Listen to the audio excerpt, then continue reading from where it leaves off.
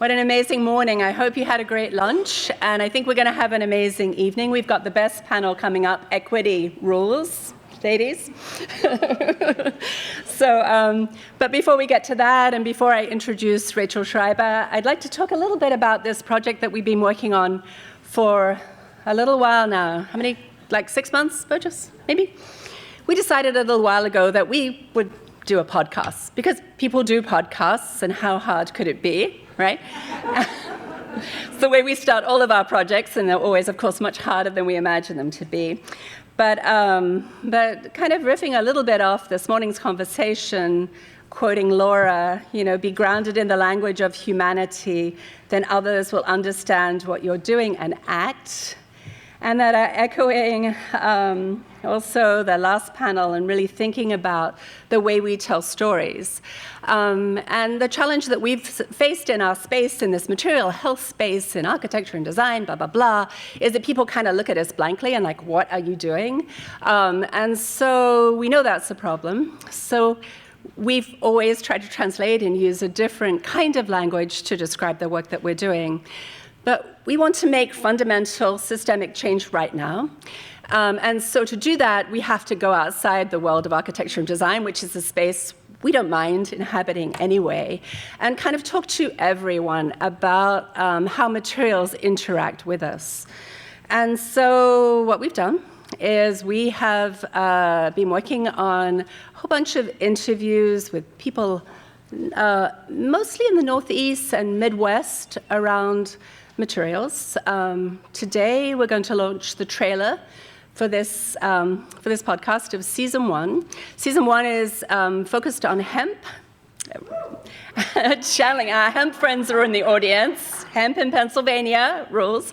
And the idea of this podcast is really to do a deep dive into a particular plant-based or mineral-based material and understand it, in the case of hemp, through the plant. In the second season, we're going to be looking a little bit at plastics and do a deep dive into plastics around the kind of consideration of objects.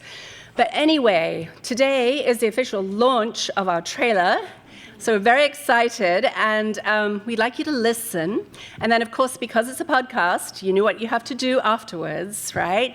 You have to go to wherever you get your podcasts and sign up so that when it drops in the new year, you'll be ready to listen to it. So listen up. Here we are. And we're excited for you to listen. Now, hopefully this will work. 2 decades ago, there was a lot of buzz around something called the Human Genome Project. The hope was that it would lead us to the causes of disease and give us the keys to curing them. But what it actually revealed was that our genes only account for about 10% of human disease. So you may be thinking, where does the other 90% come from? It's the homes we live in, the clothes we wear, and the air we breathe. Our manufactured environment has far more to say about our health than who our parents are. After all, if you are what you eat, then you are where you live. I'm Allie. And I'm Ava, and we're the co-hosts of Trace Material, a new podcast from Parsons Healthy Materials Lab. Each season, we're breaking down the building blocks of our constructed environment, one material at a time. But this isn't a science podcast. We're interested in how these materials can tell us human stories about the world we live in. What can plastic tell us about suburbanization? What does redlining have to do with lead paint? And how did a president's bias shape what our walls are made of? In our first season, we're exploring the miracle plant that is hemp. These days, it feels like everyone and their dog is using some kind of hemp product. But what exactly caused this boom? And what, beyond your CBD latte, is the future of this plant of 1,000 uses? We talked to journalists and historians about hemp in early America. Hemp, by the way, is the reason slavery is entrenched in Kentucky. It's the only crop that requires that kind of labor force that's grown in the bluegrass. Activists and politicians laying the groundwork for a new industry. We are basically a manufacturing town without manufacturing. That's why industrial hemp seemed like a perfect fit. And farmers were putting it all on the line. I mean, this whole industry, all sectors of it, it's like the Wild West. Join us as we trace the complex history of American hemp and look ahead to this plant's potential to regenerate our soil, create jobs, and overhaul the construction industry. Season 1 of Trace Material launches in the new year. Stay tuned. Yay.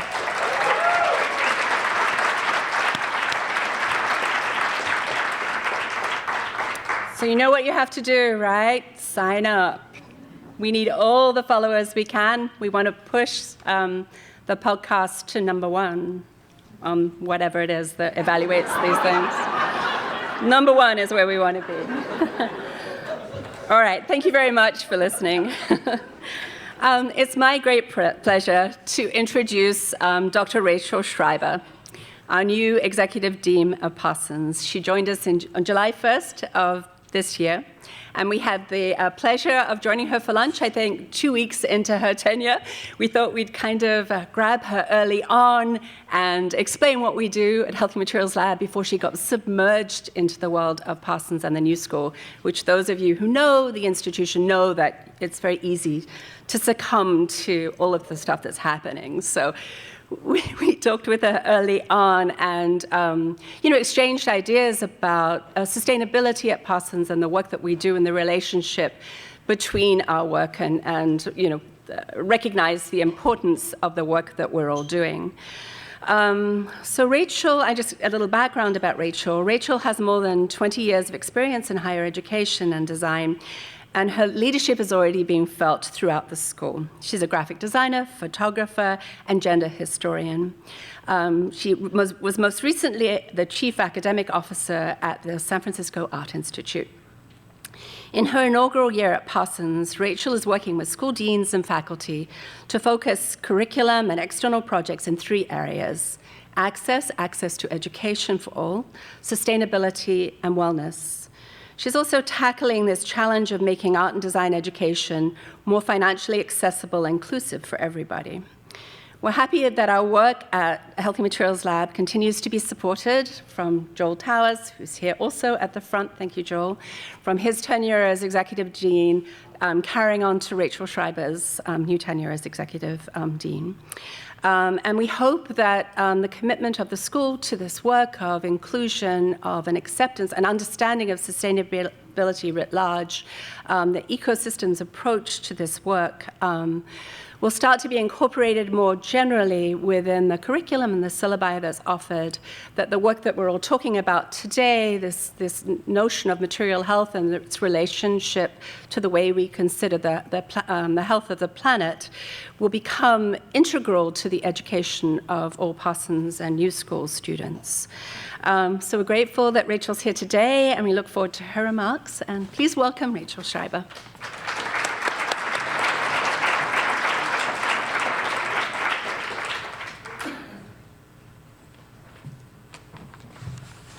Hi, everyone. It is really great to be here. Thank you, Allison, for that introduction, and welcome to the second day of Material Health Design Frontiers Symposium. I am so excited to be here and excited for the launch of the Trace Materials podcast, both amazing initiatives that exemplify the amazing work of the Healthy Materials Lab.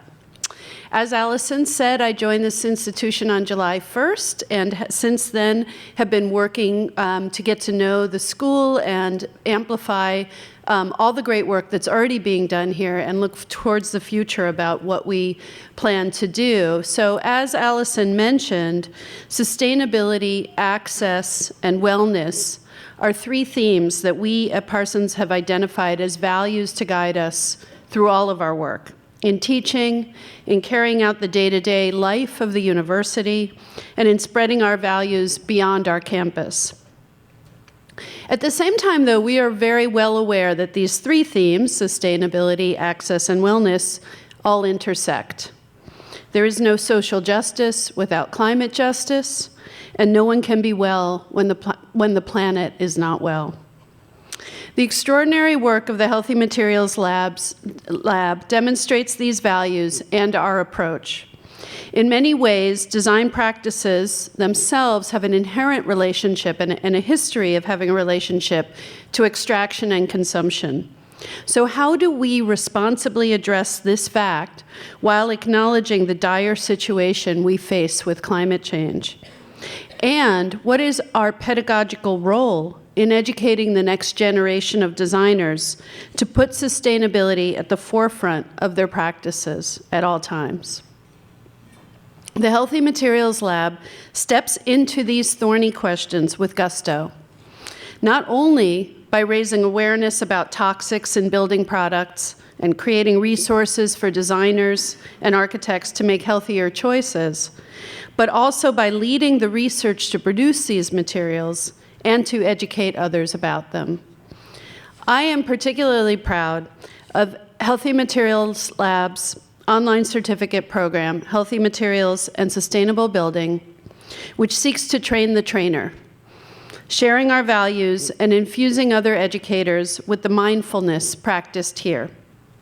The program is made up of 4 online courses that bring together a group of interdisciplinary experts at the top of their fields to cover every aspect of healthier materials and sustainable buildings.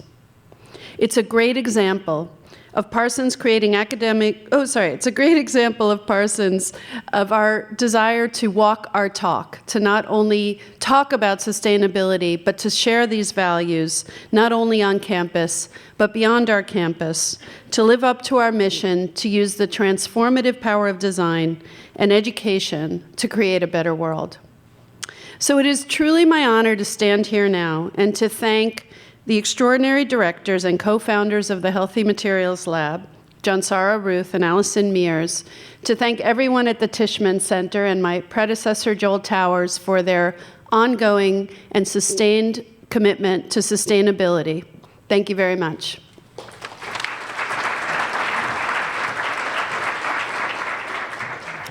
So today we've been exploring an extraordinary range of renewable, environmentally sustainable, benign construction materials. We ask the question, how democratic are we as we set up new systems and materials? How are we inclusive and equitable in all that we do? Are the frontline communities that currently face daily exposure to a host of toxic chemicals going to benefit from these changes? Are the designers and chemists producing the materials and the buildings that are designed with new materials considering all the implications of their work? On this panel, we will hear how children are on the front line of chemical exposure and explore ways that we can change that. We'll hear how the institutional walls of the architecture profession must be taken down to enable all people to participate in the design of buildings and create new pipelines for children to consider a future career in architecture. And then we'll hear how we can all be better partners working with community-based organizations, overturning the decades of institutional racism and exclusion that have been the hallmarks of the past. It is my great pleasure to introduce 3 partners and colleagues working to expand equity. They strive to redress the equity imbalances that exist in our healthcare systems, in our cities and built environments, and in our academic and professional institutions. Firstly, I'd like to introduce partner Maida Galvez. Dr. Maida Galvez is a pediatrician and associate professor in the departments of environmental medicine and public health and pediatrics at the Icahn School of Medicine at Mount Sinai, where she is the founding director of the New York State Children's Environmental Health Center, the first statewide publicly funded model for children's environmental health clinical services in the United States. Dr. Galvez works to translate emerging research into programs and policies that prevent and reduce environmental exposures for children, their families, and their communities. Maida also serves on Healthy Materials Lab's advisory committee and made important educational contributions to our online courses. Samantha Josephat is an architect and the founder of Studio 397 Architecture. The number of African American women licensed to practice architecture in the US is an astonishing 0.3% of all architects. Samantha founded her firm and named it Studio 397 as she became the 397th African-American female architect achieving licensure in the US. Samantha is president of the New York chapter of the National Organization of Minority Architects. She's also a design professor at the Bernard and Ann Spitzer School of Architecture at the City College of New York. Ana Batista is chair of the Environmental Policy and Sustainability Management Graduate Program and an assistant professor of professional practice at the Milano School. She serves as the associate director of the Tishman Environment and Design Center at the New School and also serves on Healthy Materials Lab's advisory committee. We have to get you on board too, Samantha, I think. Anna's research and professional practice focuses on environmental and climate justice. She works directly with impacted communities and coalitions to support the advancement of community-led, critical and systemic alternatives to achieve environmental justice. Please welcome our speakers.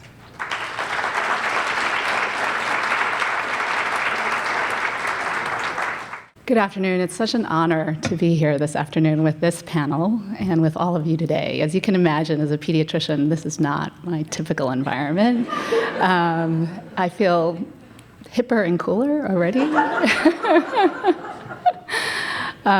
Please bring me down here as much as possible. But I just want to take a moment to pause and recognize that the title of this talk, Material Health Equity, and how amazing it is that this is front and center on the agenda of a conference like this. And I just want to thank you, Allison Mears and Jansara Ruth, for all the work that you and your team here at Parsons have been doing to really champion this work, not only locally, but globally. It is truly awesome to witness. And so as an environmental pediatrician, most people don't understand what I do. And I'm going to walk you through a little bit about what it is we're trying to do and we hope to achieve in this field of children's environmental health. And so what I want to be able to do is, as a routine part of well child care, is to prescribe healthy homes to the families that need it most. And I'm talking about the children that I see in pediatrics clinic at Mount Sinai who suffer from asthma, are frequently in the emergency room and hospitalized, and fear that they can't breathe, and return after chronic treatment with multiple medications to their homes that can look like this. And these are photos from one of our amazing community partners, Little Sisters of the Assumption Family Health Service in East Harlem. And so when we see a family like this, we refer the family to them, and they're able to take on the interventions that are needed to reduce the triggers that are causing those symptoms to happen in the first place. And we want this to happen for all children with asthma. Anybody guess what this is? Can anybody guess what this building is used for? This is a school, yes. Anybody guess what it used to be? A warehouse, definite industry, right? So it used to be a mechanic, auto mechanic and a lamp manufacturer before that. And it housed the PS51, the Bronx New School, not far from where I trained in residency. And when they learned of its history, they did some indoor air testing and found that the air levels of a chemical called trichloroethylene exceeded those allowed for occupational exposures for the typical 70-kilogram adult male. And this school was permanently closed. Now, you take a look at that school and you think, what does that mean if you're sending your child to a school that looks like it's a warehouse? What does that tell the children in terms of how we value them and how we value their education? And that's why it's so important to have these cross-dialogue conversations with the folks who are really frontline in your ability to intervene. And this is the school as it looks now, where it was moved 2 miles south in the Bronx. And so we want to prescribe healthy schools for all children. And we want to prescribe nature. How incredible was it to hear about all the strides that are being made to move towards healthier materials and using natural materials like the seaweed that's here on the podium. We want to prescribe nature for all children, for any inner city children who are too often inside where it's safe, where it's easier, and where children, unfortunately, for hours are spending time watching TV. And indoor air quality, as we know, for many can be far worse than outdoor air quality. So we want to prescribe nature for children. And this is a photo from a farm in Roxbury, New York, in the Catskills. It's part of a small progressive education school here in Manhattan Country School, that has a farm-based education program and has sent over 10,000 students from public, private, and charter schools to learn in this amazing environment through a progressive education model. And children notice. They notice these things, children as young as 4. So we actually launched a children's art contest, and we challenged New York City, New York State children. We said, what does a healthy New York look to you? And one preschool class submitted these entries. And so they used recycled materials. One said, we're on our way to the picnic. This is the loop. Chantel is in the front. Charmaine is in the back. This is yucky water. We need a boat with a vacuum to clean it. This is what 4-year-olds are noticing in their local neighborhoods. This is me and my daddy. We're at the park playing in the playground. I would use soap and water to clean the playground, and I would try it with a napkin. So children are taking note. And here's an entry from an older teenager from Westchester County. And look at how she's drawn the built environment. And what's amazing to me about this is not only has she depicted the built environment in such a detailed way, she's included the people in the picture and how they're interacting with the built environment and how it draws together active transportation, social activities, and green roofs. It's pretty incredible, right? And I'm really amazed by the youth and their vision for what the world can look like. And it takes all of us to help achieve it. And one of the most exciting aspects of the work that I get to do is working with people with backgrounds completely different than my own. And so folks like Parsons Healthy Materials Lab, We Act for Environmental Justice, community-based organizations like Little Sisters, public housing like NYCHA here in New York City, the City Department of Health, South Bronx Rising Together, CUNY Law School Center for Urban Environmental Reform, and environmental educators like Children's Environmental Literacy Foundation. And what we get to do together is think through frontline concerns of communities, brainstorm innovative solutions, and work towards them together. And I'll show you how one of those unfolded specifically. And so this is work with Parsons, and Lou Squell is our project coordinator. She's here in the audience. And she worked with a public housing complex to envision what their community center could look like. And there was a process where they talked with families and said, what do you want? What colors feel good to you? What kind of design would you be interested in? And it shows you that with a little bit of work and involving community and asking these questions, that you can create an environment, and that environment makes a profound difference in how spaces are used and how it brings people together. So I often say food makes people happy, but environment makes people happy. It impacts their health and well-being. And so our Pediatric Environmental Health Specialty Unit is federally funded through the CDC and EPA. We are managed by the American Academy of Pediatrics. We have a toll-free number that anybody can call if they have questions about environmental concerns. It's largely geared towards healthcare professionals who often aren't trained in environmental health. So what I'm saying to you about this is what I do, I say this to clinicians too. They're often behind the parents in terms of their knowledge of environmental exposures and what it means for human health, particularly in a place like here in the metropolitan region. And we also handle questions from families. And often one of the main questions we get from families that's so difficult to answer is this product safe for my child? Or is this safe for me to use in pregnancy? And it's so hard for us, even as environmental pediatricians, to know. And here's some of the news that's been in the media. What poisons are in your body? This is Nicholas Kristof in the New York Times. Our bodies are full of poisons from products we use every day. I know, I've had my urine tested for them, but before I get into all that, let's do a quick check for poisons that might be in your body. Did anybody see this article in the Times? This is over a year ago. So what you do is there were pictures. You can actually still find this article online. You click on all the products that you're using on a regular basis, and then a long list comes up of all the chemicals that are detectable in your body, either in your blood or your urine, based on the products that you're using on a daily basis.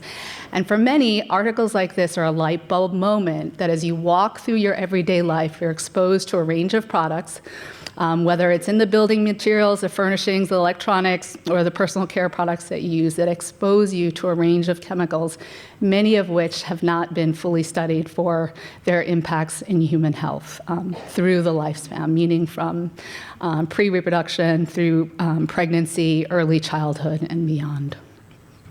And what that leads to is parents who call us and are stressed, and they're saying, I don't know what this means for my child, and I don't know what to do about it. And did it cause X condition in my child, whether it's learning issues, attention deficit, behavioral problems, asthma, or other common chronic diseases that we see in childhood. And these exposures are being tracked in the human population, ages 6 to 85. They've measured over 265 environmental chemicals that are being tracked in this population. And what it does is it shows us disparities by age, by gender, by race, ethnicity, and geography. And there's phenomenal research out there, and you heard from Dr. Vandenberg, who so eloquently talked about the science this morning, about the cutting-edge research that's coming out of centers across the country that's giving us the evidence that's needed in order to promote legislation that's adequately protective for children's health. These are two of the examples, and these reports are publicly available online. The NIHS, EPA Children's Environmental Health Centers, and the Breast Cancer and the Environment Research Centers. And I have two brief data slides that I'm just going to show you that there were universal exposures to the chemicals that they were looking at in this study, specifically on potential early life exposures and how they may impact risk for breast cancer later on in life. And so this is the Breast Cancer Environment Research Cohort of girls. It's a multi-site study, New York City, Cincinnati, Ohio, and the Bay Area of California. Shows you exposures to phthalates, phenols, and phytoestrogens, and how those were universally detected in this almost 1,200 girls in the baseline year of study. And then what these studies showed is that if girls who used these products, who had the higher levels of exposures to these studies, it altered growth and development. So age of puberty was 4 to 9 months earlier for girls who had the highest levels of exposure to the chemical 2,5-dichlorophenol, which can be found in things like toilet bowl deodorizers, and also earlier for girls who were more frequent users of the personal care products that had triclosan in it, including body wash, hand soap, deodorants, for example. And so these research centers are really critical in giving us the science. Here's one example of the research led by Drs. Mary Wolf and Susan Teitelbaum at Mount Sinai, environmental phenols and pubertal development in girls, how that's one of the many studies that then results in FDA ruling on the safety and effectiveness of antibacterial soaps. And then one of the areas of my work is to make sure that gets translated into actionable messages for families so they understand what they can do to prevent and reduce exposures in the home. What I'm most excited about is this New York State network that Allison Mears mentioned. And so we are the first in the country to have a state-based model of centers in Albany, Buffalo, Syracuse, Rochester, Westchester, New York City, and Long Island. And so folks championing healthy environments for children across the state. And this is really being seen as a model for the rest of the country, and we hope more states follow suit. And I'm going to tell you how we're trying to address equity, environmental equity specifically through these centers. So in the PACU model, we function through a hotline, and so the families who needed us most aren't necessarily the families who would call us.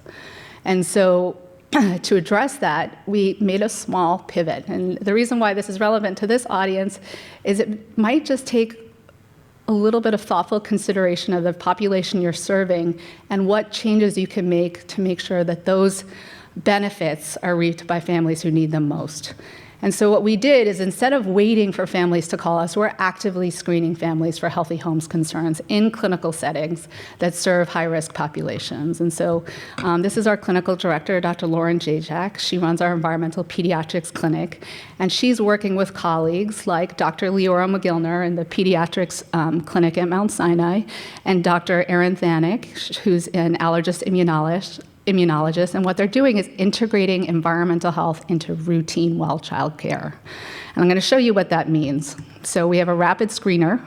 It asks about priority environmental concerns that are actionable, and then it connects families through built-in algorithms to healthy homes interventions, and then we're working to get that information back into the clinical record. And we're also working with partners in the State Department of Health to get preventive services for healthy homes interventions reimbursed through insurance plans like Health First and Health Plus. And so here's a quick example of what that screener looks like. We use something called REDCap. Does anyone in the home smoke cigarettes or use e-cigs? Do your child ever smell tobacco? Is there peeling paint? Think about where you live. Do you have any of the following concerns? Mold, water leaks, roaches, mice, rats, other pests. And then what we're doing is creating the tools for the clinicians, the busy clinicians, and I'm one of them, and it's hard for me to get to environmental health as part of well child care with my own patients unless they raise it. We're trying to make it easy for clinicians to address this. So we've developed these prescriptions for prevention with a national partnership. It's on a range of topics. This QR code will get you to all of them. They're in English and Spanish. Everything from indoor to outdoor air quality to common concerns like pests and pesticides and smoking. And here's an example of one. So it gives you the 3 key messages, and then on the back side, it refers you to the intervention that's needed. The hard work here is identifying those partners that can provide the interventions for free, largely, is how it's happening currently. We also have educational tools like this, Simple Steps to a Healthy Home, and Parsons has similar materials that are distributed to an entirely different audience, which is terrific. And we're really excited about shifting to a prevention model and working with folks like Little Sisters and Air NYC who are doing this amazing work to make sure that environmental justice and environmental equity are addressed in a meaningful way. One thing I want to share with you is that legislation is actually, people ask us what can they do, and the burden really shouldn't be on the families to figure this out. We really need the policies in place so that families know that things on the market are safe and tested for neurodevelopmental, reproductive toxicity, and so forth before they're put on the market. There's legislation that the Senate and Assembly in New York has passed for the first time. It's been brought up every year for 10 years, and this is the first time it passed both houses. And it's just waiting to be signed. And you can see that many folks right now are making noise to get this signed into law. And folks like Mark Ruffalo, Jennifer Beals, and Rafi, the singer, and they're really using their voices to reach a much larger network. And so I encourage you to look for these social media posts online and share them with your networks and really make some noise so we can get the needed legislation in place. And you already heard from Maya this morning, the youth are leading the way. They are so impressive, and their demands are incredible, and they need to be met. And so we're really sort of starting to follow their lead in terms of making some noise and getting the work that needs to be done. And here's one thing that we're doing to raise awareness of children's environmental health. The Children's Environmental Health Network in DC, a nonprofit, started a national movement called Children's Environmental Health Day. They have proclamations online for cities and states to sign on and proclaim it and acknowledge the second Thursday of every October as National or City State CEH Day. There's our proclamation from the New York City Council. Last year we got it from the New York State Assembly. And we celebrate in a ceremony every year. And before our first one 2 years ago, I was sitting in my office looking at my slides, and I said, wow, this piece of paper, it's just a piece of paper, and it means so much to us that it's been acknowledged by the state, and I should read it. I should get up and read it, but how boring would that be for me to get up and read this piece of paper? And I talked with my colleagues, and I was like, can we get a kid to read it? And then it was the night before, right? And the answer is no. But a colleague came up with this, and this child spontaneously created this for us on the spot, and it's pretty phenomenal, and it really illustrates the power of youth's voice. 3. The aim of Children's Environmental Health Day is to raise awareness about the importance of clean air and water, safe food and consumer products, and healthy environments to children's health and development. That's a 5-year-old. It's kind of amazing. And Subhana, an environmental health intern, joined us at this year's Environmental Health Day celebration and basically brought down the house. And it's really incredible to watch these youth lead the way. We hope all of you join us in celebrating Children's Environmental Health Day next year. 3. Whoops. I can listen to that again and again. He is officially our closer now. He closes every talk I give. These are additional resources you can turn to if you want to learn more about the work that's being done. And just thank you all for the work that you do. We need your help to do our job better. So we're so glad to be here.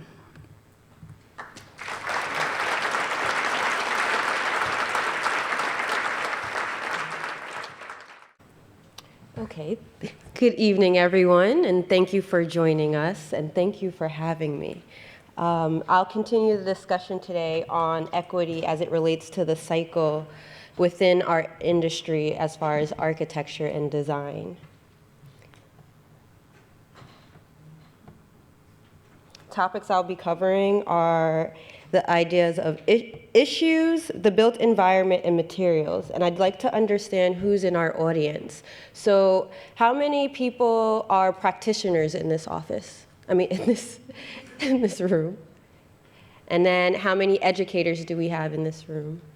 Okay, and then how many students do we have? All right, so we have a good amount of everyone in here. So I'm going to start with a little personal experience that I had about 2.5 years ago, which kind of influenced my journey of leaving the corporate world and starting my own practice.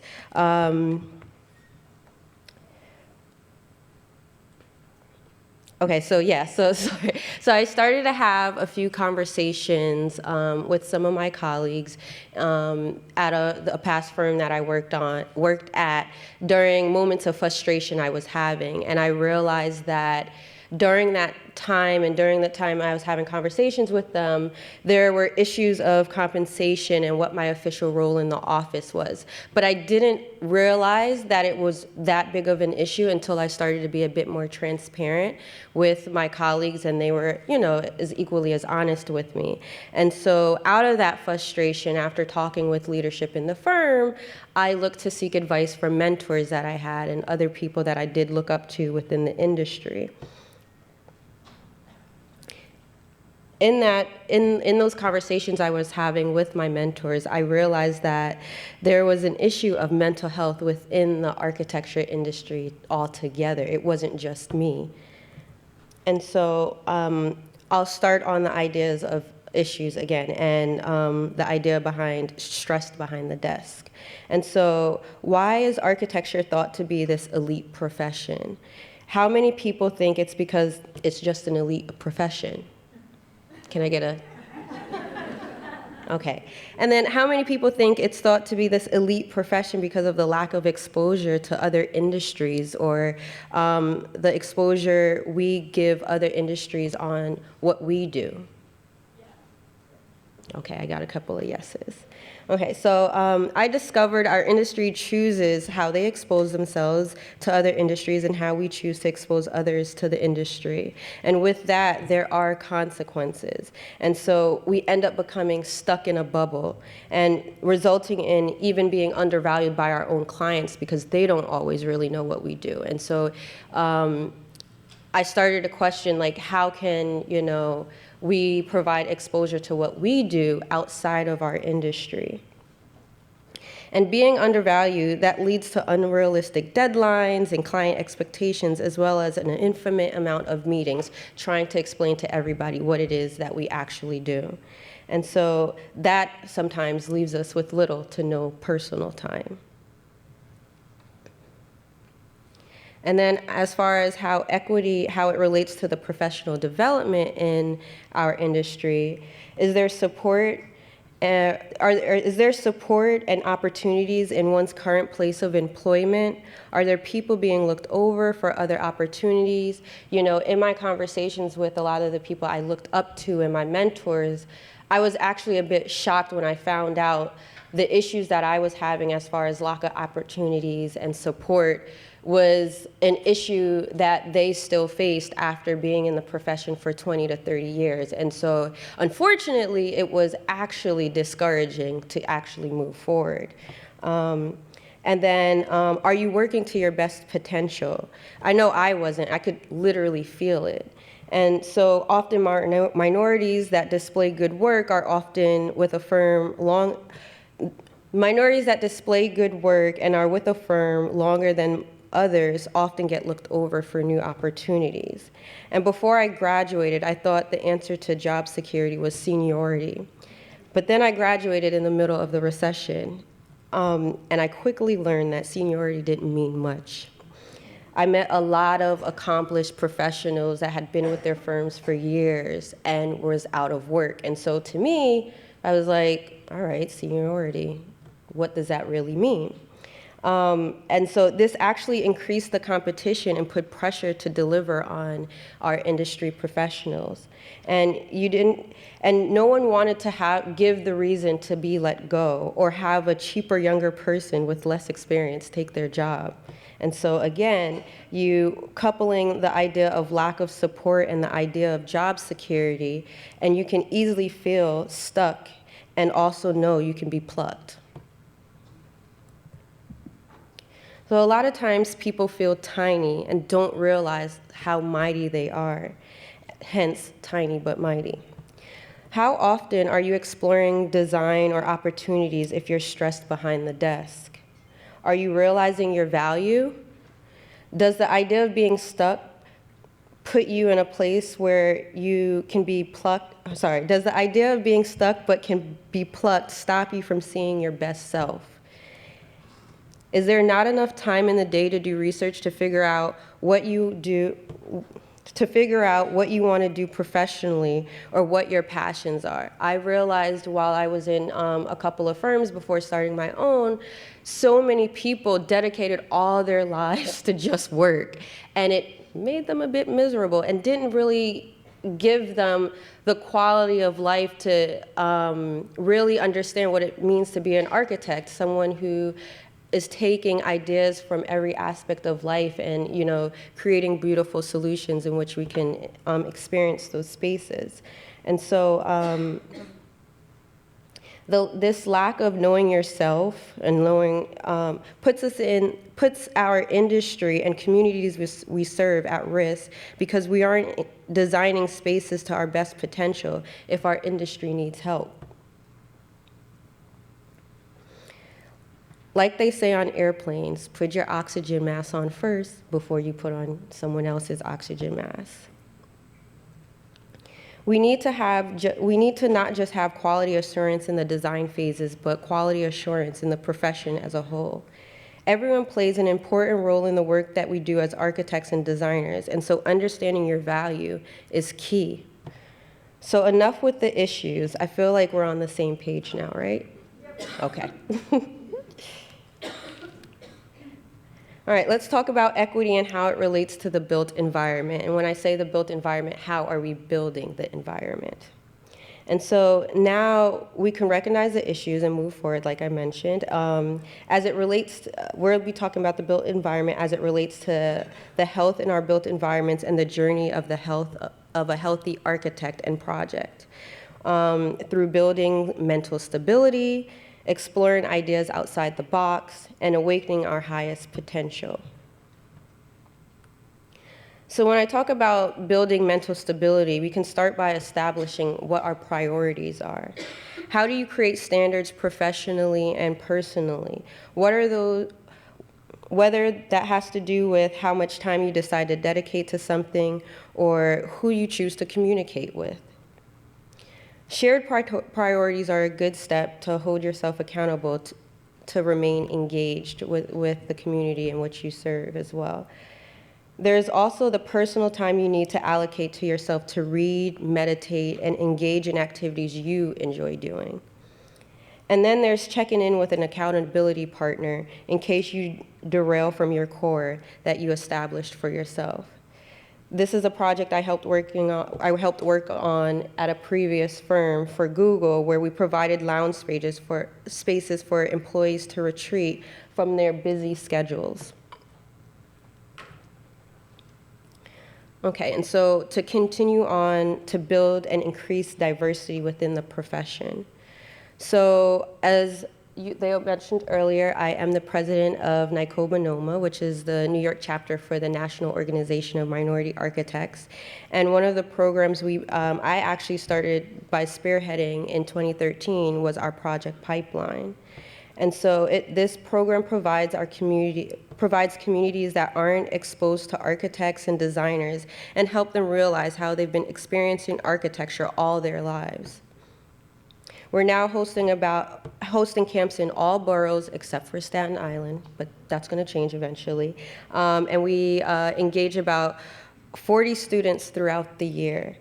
We expose them to how architecture relates to different industries, cultures, religion, disciplines, whether it's in the arts, sciences, business, law, or civil work. And we help them understand why we must know many things to understand who our next client is.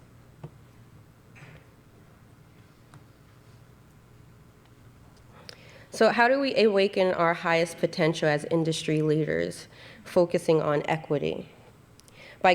So for me, what I do is I engage myself in conversations like this, whether it's attending lectures or doing site visits, being engaged with firms on topics of diversity. So often I will go to firms and talk with managers in the firm about what are their metrics on diversity?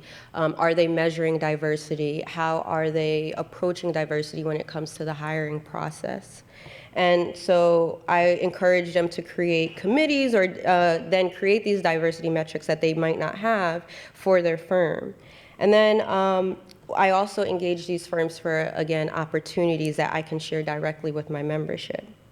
And this particular project is a project in the Bronx that one of our members worked on at Datner while she was at Datner, and it's an affordable housing project called Via Verde. And then as far as equity and as it relates to materials, the materials that we were providing ourselves and sharing with the rest of our community, I'd like to take the journey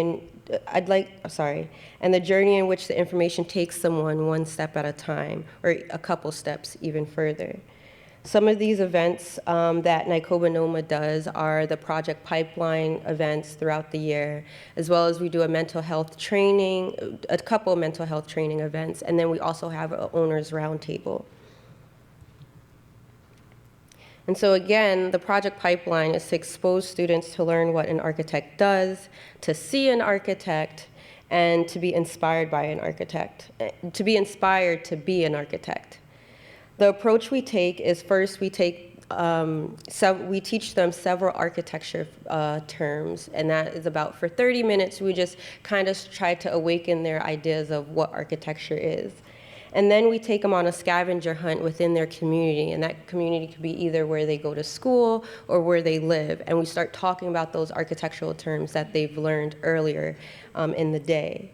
And then they get the opportunity to create a design based on a set of parameters that we give them. And then they have the opportunity to build those designs.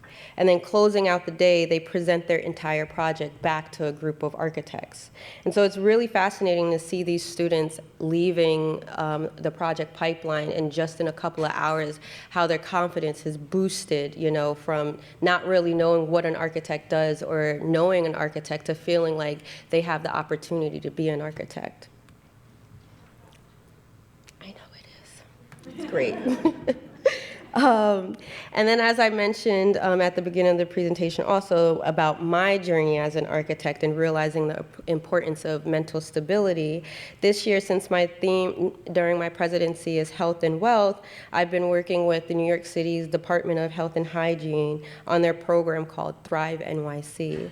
And so we hosted both a listening session during Mental Health Month in March, where our members were able to discuss issues around mental health, whether that had to do with, their personal lives or professional lives. And what was really interesting about that was we had a range of attendees. We had people that were more so in management, people that were staff members, and other people that were just in production. And so it was a way for us to even get an understanding of how management might be thinking about mental health and how they see, how they're exposed to the mental health of their employees, but then also hearing those employees speak about issues regarding mental health and their relationship to management.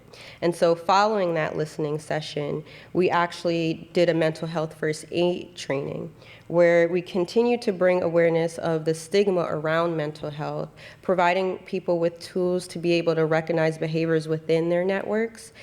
And then we also, this training equipped us with physical literature to take away and bring home and to educate communities around us. And so at the end of that training, we all actually became certified in mental health first aid training. And then about our firm owners roundtable, this is meant for firm owners, but we also invite potential firm owners as well within our membership to give insight on how to do business. And so we touch on the topics of business development, not only to get how to get projects, but how to phase projects out. Because a lot of times our members are small firms, and having the resources to, continue to have a successful business, and also what that means as far as legacy is really important. And so we want to continue those conversations so that these minority firms can have an imprint on our built environment as well. And so we also touch on issues of staffing and how it relates to the design software that we use in order to be able to manage your work a little bit better, but also to stay competitive within the profession.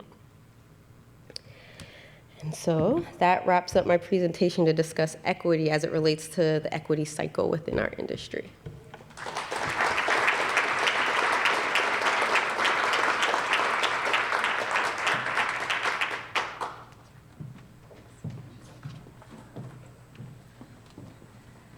All right, good afternoon, everyone. Let's all take a minute to be well and take a deep breath, roll our shoulders. Our lunches are starting to settle in our stomachs and make us sleepy, but we're in this together on this home stretch of equity conversation. So take a minute to stretch.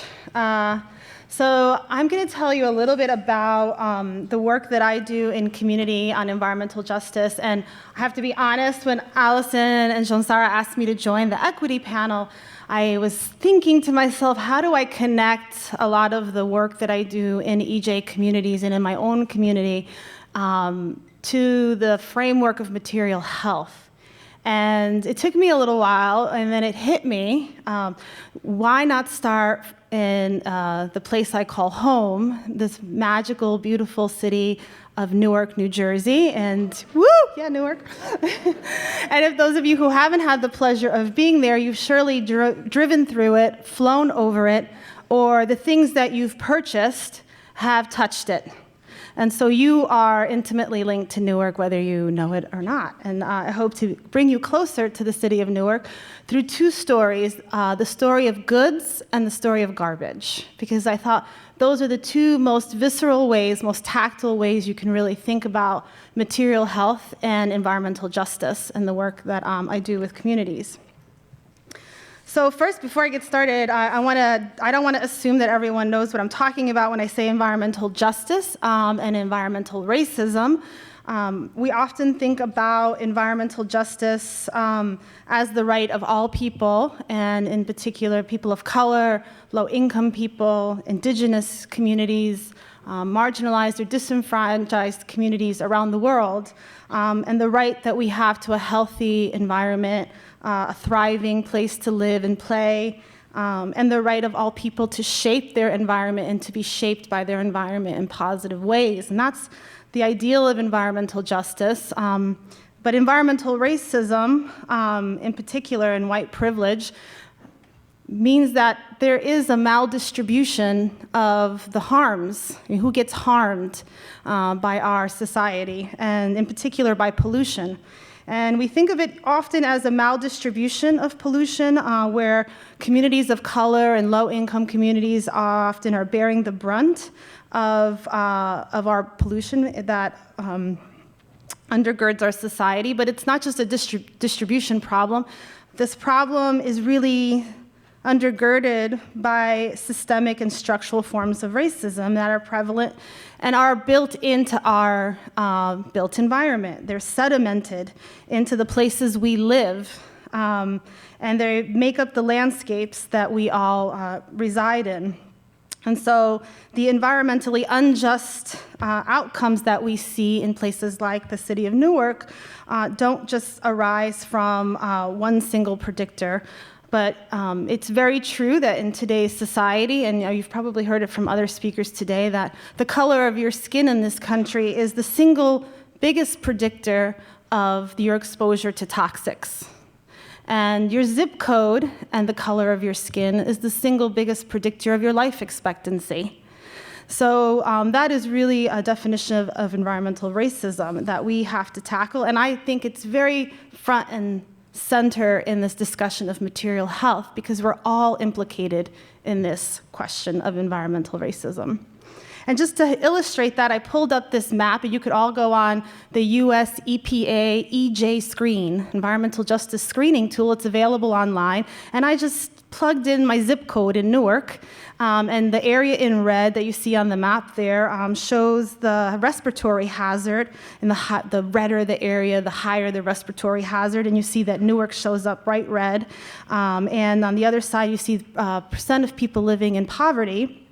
Also in red, you see obvious overlaps there. But more importantly than the red areas, I want to draw your attention to the areas all around the red, those yellow areas where you see a lot less risk, right? And those whiter, wealthier suburbs that surround the city of Newark are really the areas I want to focus on. Because those suburbs, and even the city of New York and this whole metropolitan region, are implicated in the creation of sacrifice zones, of the dumping grounds around the world. A little bit about the city of Newark, if you don't know. This is a very proud majority Black and brown city where 80% of the residents identify as Black or Latino. And it has a legacy not unlike many cities around the country of white flight and disinvestment and redlining.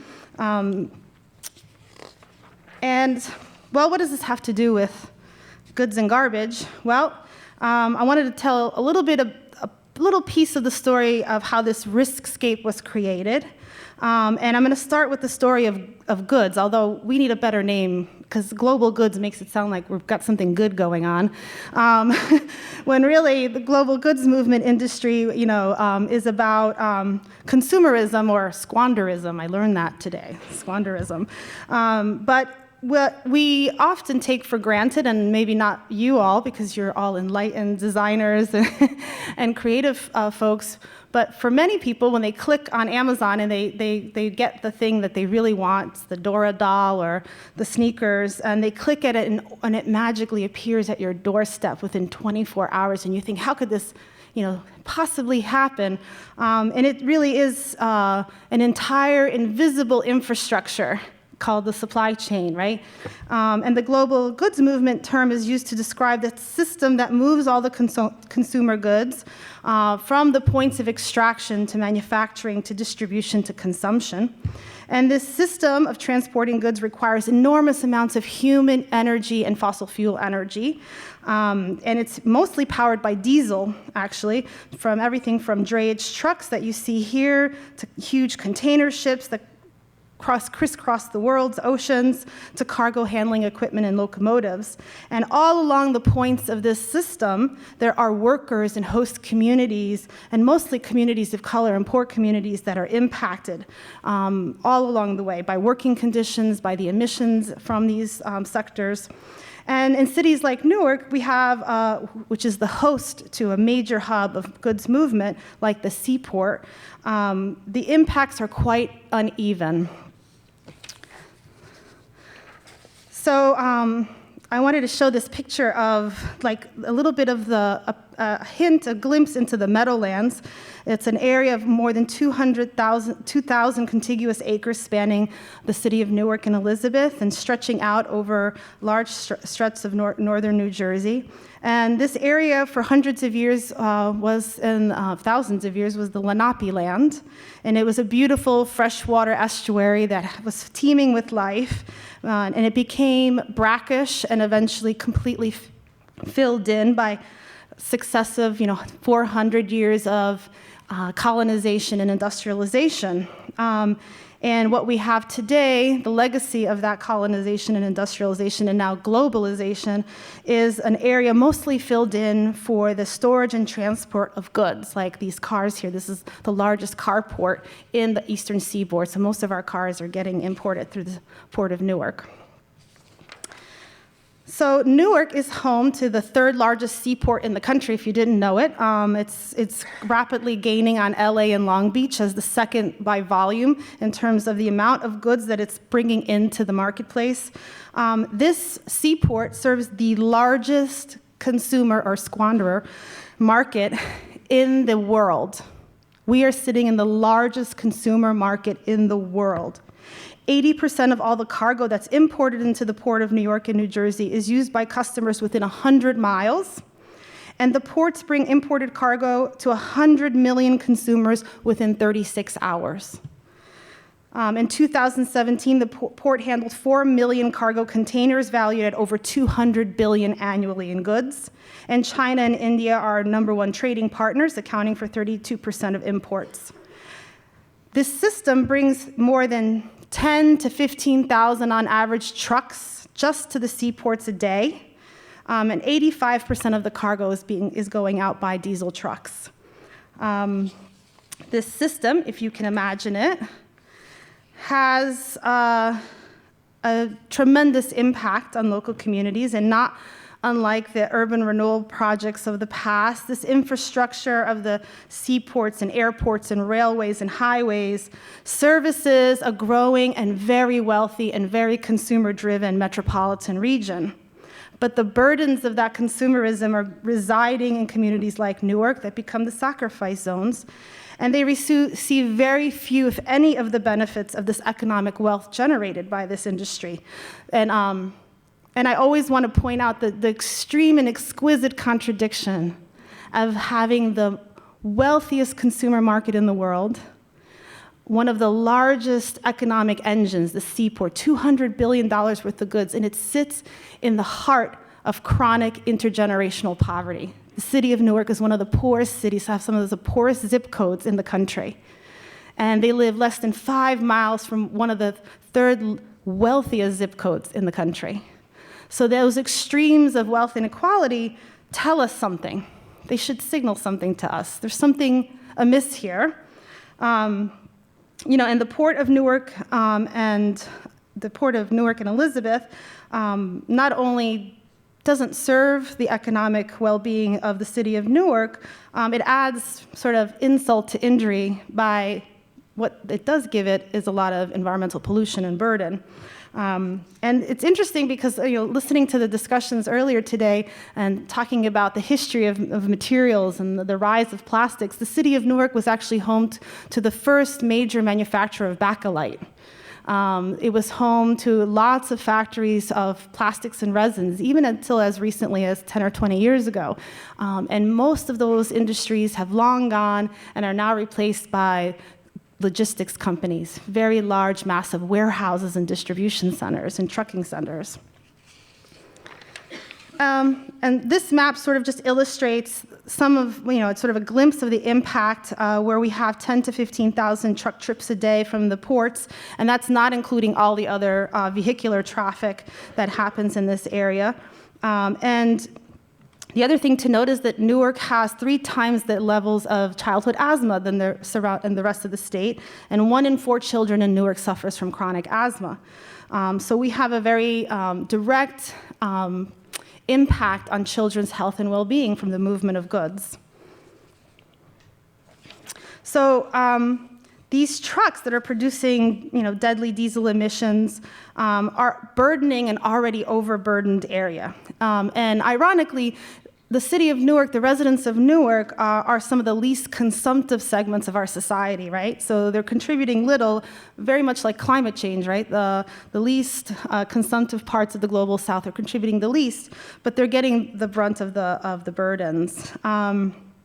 And in pure economic terms, the Port of Newark employs very few Newarkers in the seaport operation. So you would think there's lots of jobs in this economy, but less than 8% of the workforce at the seaports comes from local residents. And this image, which was one of the campaigns we worked on, talks about the sort of slow violence and the cumulative burdens of pollution that are felt by the most vulnerable people in our communities, the children. So I've told a little bit of a dramatic story. These images here, again, relate back to the exacerbation of the overburdened pollution that these communities face. This map is all the highway systems that get suburbanites in and out of the cities that they want to get to, which usually doesn't include Newark, and the emissions that they create. And that little picture is a school. Schools in Newark, like the one I went to, Hawkins Street School, are over 200 years old. They were built in the 1800s. And the children that walk to school every day, what they see are these trucks idling for miles and miles outside their schools.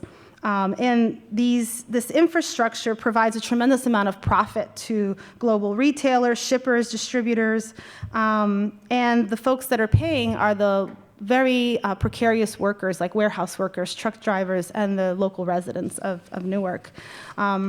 But all is not lost because the city of Newark also has a very rich history of organizing. And one of the campaigns that I've been humbled to be a part of for the last decade is a coalition called the Coalition for Healthy Ports. And we formed over a decade ago, and we are together with labor unions and faith-based groups and environmental justice groups working on the improvement of working conditions for workers like warehouse workers and drivers, but also for communities like Newark to mitigate local impacts. And we have 2 campaigns, which are, one is the Clean Air, Good Jobs campaign, and the other one is the Zero Emissions Now campaign. And we've been advocating with a variety of stakeholders, including workers, to change the low road model of distribution in the goods movement industry. And we're also partnering with communities like Newark all around the country in an organization called the Moving Forward Network. And this is a national coalition of groups in places like the Port of LA and Long Beach, Seattle, Houston, Chicago, that are fighting for better conditions in local communities and in this sector.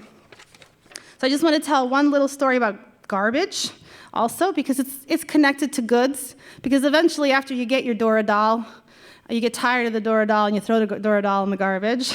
And the Dooradol, when it goes in the garbage, doesn't actually go away. In many cases, it comes back to communities like Newark that have the state's largest garbage incinerator, or they go back to places like China and India that are used to take a lot of our waste. And so this image here tells just a little bit of that story. There's a website there at the bottom that you can go to, and you can see the 3 million tons of household waste in 2015 that are being exported. So all of New York City's waste is exported once we're done with it. And where it gets exported to is places like Newark. Half of the garbage at the incinerator in Newark comes from Manhattan, from New York City.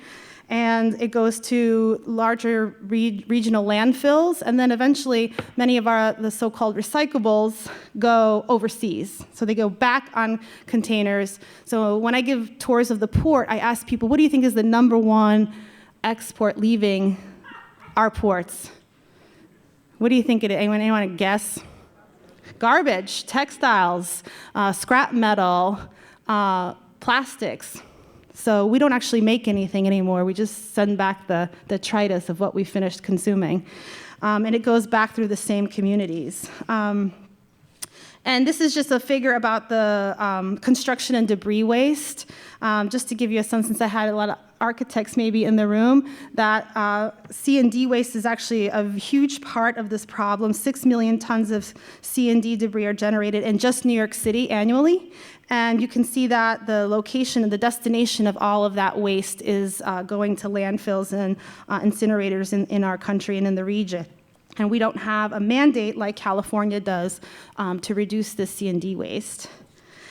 And not surprisingly, the waste export pattern follows a similar trend where a lot of the locations of disposal are also the communities of color, like the Bronx, like Newark, that are already overburdened.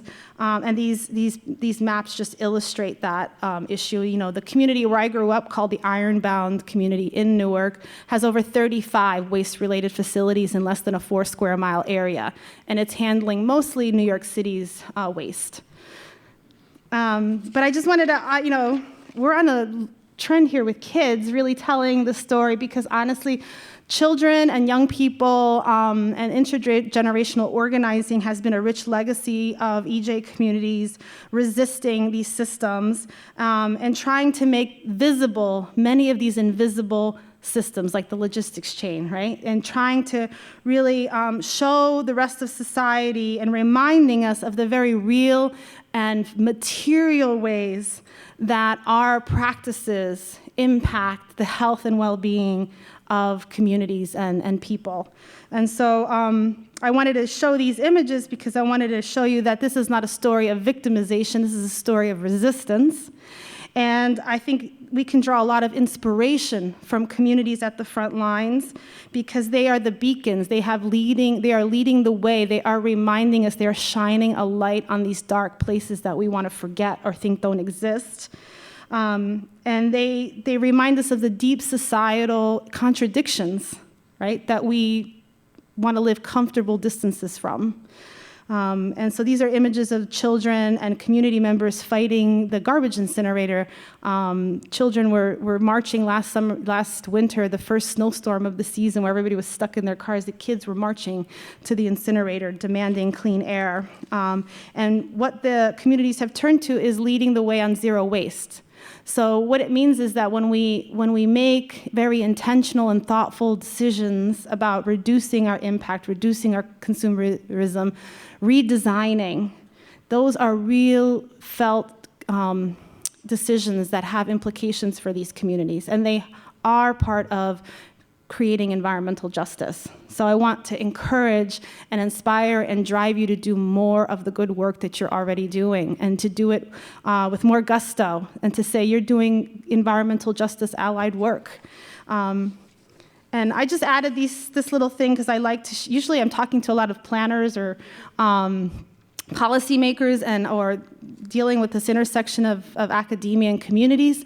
And I want to put up some reflections about how you do robust community engagement work, because I do a lot of work with and in community, and I always think, what are some things we should think about and ask ourselves in the work that we do, whether you're a designer or architect or whatever it is that you do, before you enter in these relationships with communities, respecting and abiding by the principles conceived by EJ communities, nurturing partnerships that are based on an ethic of care and trust, and collaborations based on community invitations. And one of the ones that I have here that maybe might resonate with you is thinking about, have you thought about your own institutions or your own field's history with local communities? And understanding our history will help us relate better to communities. And then finally, the Jemez principles.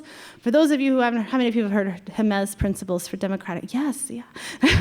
So I want to show this to everyone because these are the principles that animate the environmental justice movement, and that the Tishman Center, where we work, we've adopted these principles, and they've been brought forth as guiding principles for how we work in allyship with communities, to be inclusive, emphasize bottom-up organizing, let people speak for themselves, work together in solidarity and mutuality, build just relationships among ourselves, and commit ourselves to self-transformation. And I think these are a great guideposts for all of us in all the work we do. Thank you.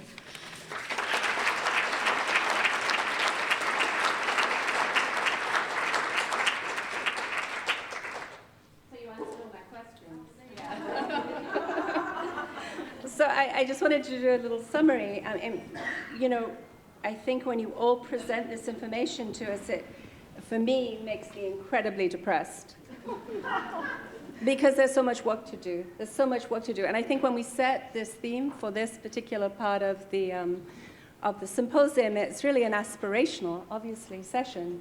Right? We don't have equity in our communities. We don't have equity in our professional lives. We don't have equal access to healthcare. So it feels to me that, that this is what we're aspiring to. We're aspiring to being more equal in the work that we do moving forward.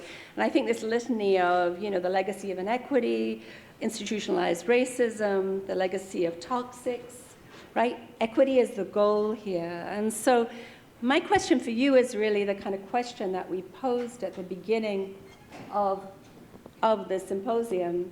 What does radical change look like for you in each of the areas that you participate in? So we often confront the status quo, right? This is what we have, this is what we're given, this is what we've made, this is the mess we're in, and so we react to it.